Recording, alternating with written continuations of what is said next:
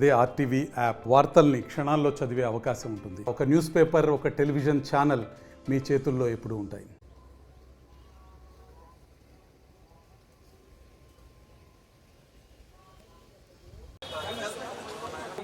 Separate line పెట్టడం జరిగింది.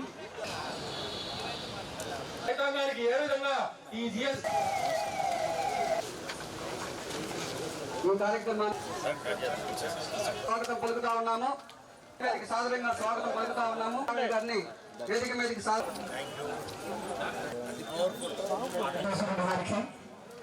ముఖ్యంగా చేయడం జరుగుతుంది. ఈ విధంగా ఈ farm implements tractor, sprinkler irrigation equipment కూడా జిఎస్టీ విషయంలో అనేక ఇబ్బందులు పడ్డాం.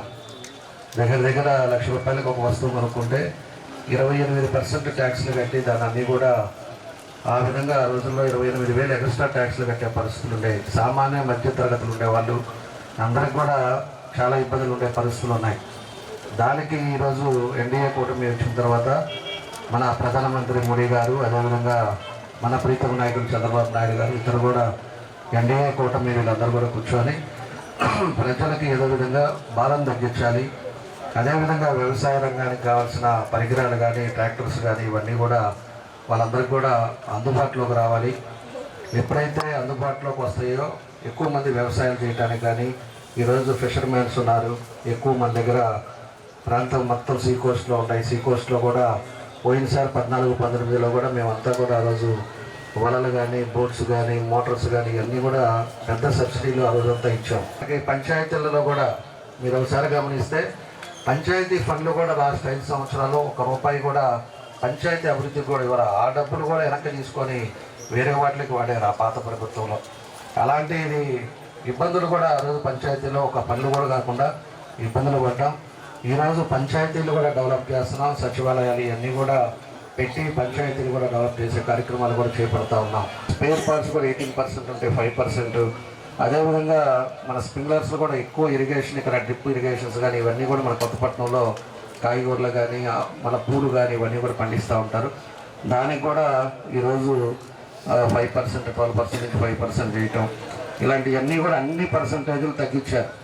కాబట్టి ప్రతి ఒక్కరం కూడా ఒక షాప్కి వెళ్ళి, మహిళలు కూడా ఈరోజు ఒక షాప్కి వెళ్ళి ఏదన్నా కొనుక్కునేటప్పుడు ఖచ్చితంగా మన జిఎస్టీ ఎంత తగ్గించారు, మనకి బిల్లు ఎంతకు వచ్చింది ఏందనేది కూడా మీరు పర్సూ చేయాలని చెప్పి కూడా మీకు తెలియజేస్తా ఉన్నా. మన ఈ ప్రాంతాల్లో అన్ని ఉత్పత్తులు ప్రకాశం జిల్లాలో ఉన్నాయి కాబట్టి ఇది ఎంతో ఉపయోగకరం.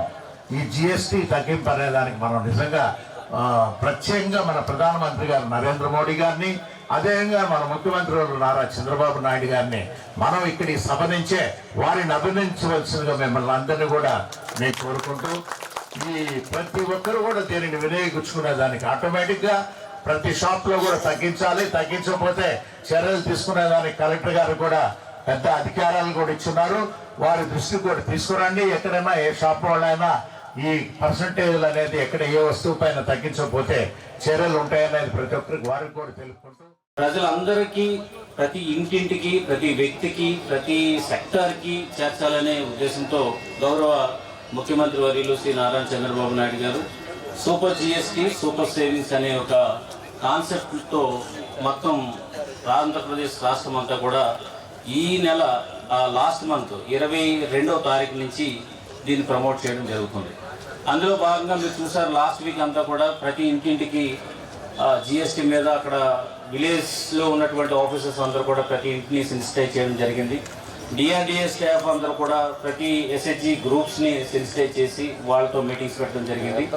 సో అందులో భాగంగా ఈరోజు అగ్రికల్చర్ డిపార్ట్మెంట్ వాళ్ళ అగ్రికల్చర్ పనిముట్ల మీద, తర్వాత ట్రాక్టర్స్ మీద ఎంతంత రేటు తగ్గించారు అనేది ప్రజల్లో అవగాహన కల్పించాలనే ఉద్దేశంతో ఈ యొక్క సమావేశం ఏర్పాటు చేయడం జరిగింది. మరిన్ని వీడియోస్ కోసం ఛానల్ ని సబ్స్క్రైబ్ చేయండి. లేటెస్ట్ అప్డేట్స్ కోసం వాట్సాప్ ఛానల్ ని ఫాలో అవ్వండి. అండ్ లింక్ డిస్క్రిప్షన్ లో ఉంది.